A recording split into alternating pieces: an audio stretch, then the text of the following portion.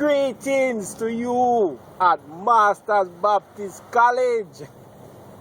It's time to study the Rastafari Movement. Yeah, man.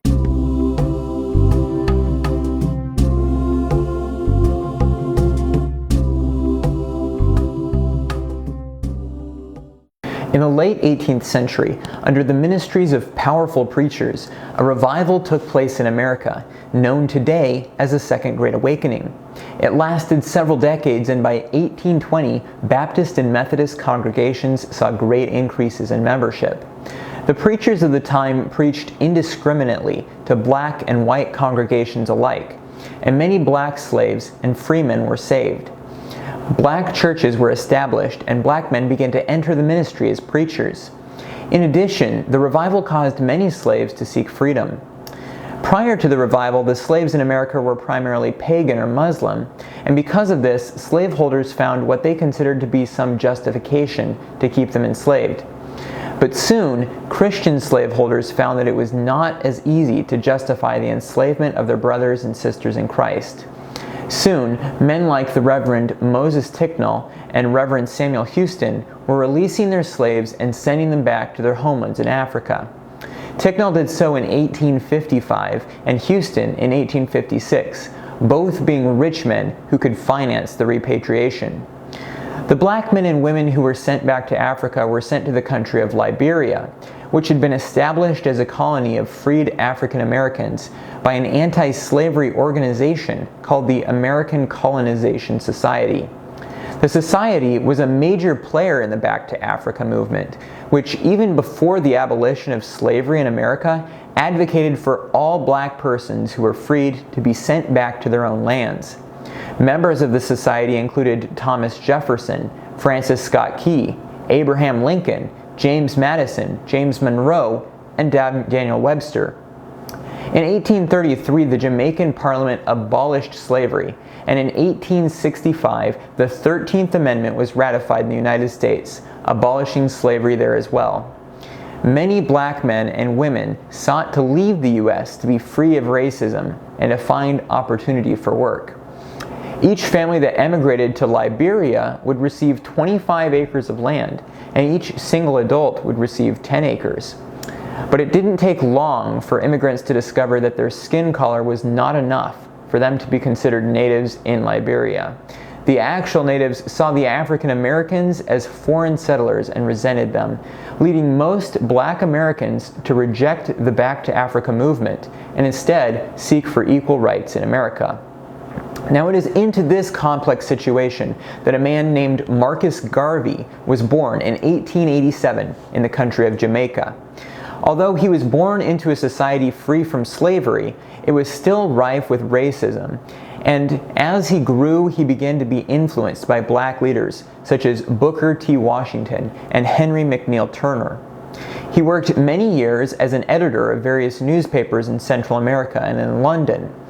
In 1914, Garvey returned to Jamaica and organized the Universal Negro Improvement Organization. He rallied together supporters, and soon the organization was a powerful force in Jamaica and in America. With his powerful oratory skills, he became a leader in the Back to Africa movement, preaching that black people should have a permanent homeland in Africa. His purpose was to unite black people with Africa and push out the European colonial powers. And he stated, "Look to Africa, where a black king shall be crowned. He shall be your redeemer." This statement by Garvey became the foundation statement of the Rastafari movement. Although he never identified himself with the Rastafari movement, they consider him a prophet, and many see him as a second John the Baptist. In 1930, a man, Haile Selassie, was crowned as the King of Ethiopia. Selassie's full title was, "By the conquering lion of the tribe of Judah, His Imperial Majesty Haile Selassie I, King of Kings of Ethiopia, elect of God." Jamaicans almost immediately began to see Selassie as the fulfillment of Garvey's prophecy of a black king, and claimed he also fulfilled prophecies from the book of Revelation. The name Haile Selassie itself means power of the Trinity, and soon Jamaicans began to preach the divinity of Selassie as the returned Christ. One of Selassie's names was Rastafari, from which the Rastafari Movement took its name. Smoking of cannabis was introduced as a spiritual act, a sacrament that is claimed to clean the body and mind and bring them closer to God. Many of the Rastafari will smoke the cannabis or ganja while reading the Bible. The fact that cannabis is illegal in Jamaica and in most nations symbolizes the persecution of the Rastafari and shows them that opening their mind to truth is something the Babylonian world does not want. The Rastafari use many verses to justify their use of cannabis, such as Genesis 1:29, which says, "And God said, Behold, I have given you every herb bearing seed, which is upon the face of all the earth, and every tree, in the which is the fruit of a tree yielding seed, to you shall it be for meat." They also use Psalm 104:14, "He causeth the grass to grow for the cattle, and herb for the service of man." In 1966, Haile Selassie visited Jamaica, and approximately 100,000 Rastafari from Jamaica came to the airport to see the man they considered to be their Messiah. Many openly smoked marijuana, causing a haze of ganja smoke to drift through the air. Selassie, although he did not make any claims for himself as the Messiah, did not at this time rebuke the Rastafari for their belief in him as the second coming of Jesus Christ, instead honoring the elders with gold medallions. The day Selassie landed in Jamaica, April 21st, is celebrated as Groundation Day, the second holiest day in the Rastafari faith.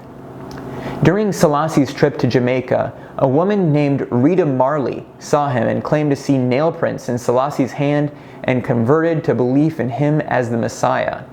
She was influential in the conversion of her husband, Bob Marley, who would later become an internationally recognized reggae musician, which greatly spread the Rastafari faith and led to it being recognized worldwide. So what do the Rastafari believe? Well, they believe that Ethiopia is not only a homeland to which they'll one day return, but it is where Zion or paradise will be created. But that white oppression of blacks has held them back, and they consider modern society to be Babylon, entirely corrupt due to materialism and greed. They also believe that they are the original 12 tribes of Israel, and that Jesus himself was a black man. They consider the way that Jesus has been depicted throughout history as a white man to be racist, and an evidence of Babylon suppressing the truth. From Psalm 68:4, Rastafari get their name for God, Jah. The verse says, "Sing unto God, sing praises to his name, extol him that rideth upon the heavens by his name, Jah, and rejoice before him." Many Rastafari maintain a limited diet in accordance with the Jewish dietary laws, and abstaining from pork or shellfish. Some are vegetarian, claiming that to touch meat is to touch death. Food approved for Rastafari is called ital. Most Rastafari also abstain from alcohol, coffee, cigarettes, and drugs other than ganja, saying that all these are tools of Babylon to confuse. Dreadlocks have come to be a major identifier of the Rastafari, although not all Rastafari have them. It is claimed that locks are required by Leviticus 21 verse 5, which says, "They shall not make baldness upon their head, neither shall they shave off the corner of their beard, nor make any cuttings in their flesh." Dreadlocks have come to symbolize the lion's mane of the lion of the tribe of Judah and rebellion against Babylon. The Rastafari flag is green, gold, and red, each colors of importance. They're the colors of the Ethiopian flag. Red represents blood of martyrs, green the vegetation of Ethiopia, and gold the wealth of Africa. Many Rastafari claim that some humans will live forever in their current bodies, a belief termed life ever living. Although the Rastafari accept the Bible, they claim that it is not the whole Bible, but that parts have been taken away or hidden to keep black people oppressed. It is commonly said that the text is only half of the Bible, and that there is another Bible in the heart. Most will claim no need of a church or temple, claiming that their own bodies are the temple of God, so a physical temple is unnecessary. Despite this, there are some temples and tabernacles in areas with large Rastafari populations. The Rastafari hold the position that all men and women deserve rights as equals, and that every person should be treated equally with respect. The movement is strongly Afrocentric in nature, claiming evil society or Babylon has been led and dominated by white men. Many Rastafari learn and know the Amharic language because this was the language of Haile Selassie, and also to identify as Ethiopian. They claim that their original African languages were stolen from them by the slave trade, and that English has been imposed on them by the colonial powers. As a remedy to this, the Rastafari speak a modified vocabulary and dialect known as Lyric, in which words and syllables that are seen as negative are replaced with positive ones. The word overstanding replaces understanding, and livocation replaces dedication.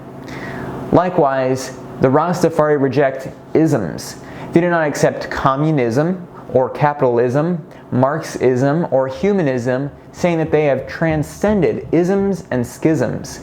Because of this, they especially dislike the term Rastafarianism as a way to refer to the Rastafari movement. When witnessing to a member of the Rastafari, we must get them to look past seeing Haile Selassie as God and instead point them to who Selassie worshipped as God, Jesus Christ. We must recognize that there have been many times where evil things have been done in Christ's name, and point out that they are because people did things without looking to what the Bible said, not because the Bible told them to.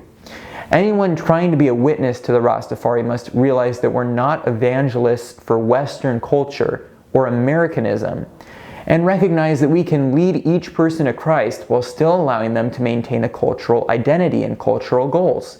Recognize that some missionaries in the past have offended the Rastafari by trying to change their culture and having an ethnocentric viewpoint. Ultimately, we must point the Rastafari not to an earthly Zion or to a leader of Africa, but to a leader of all men, the true King of Kings and Lord of Lords, Jesus Christ.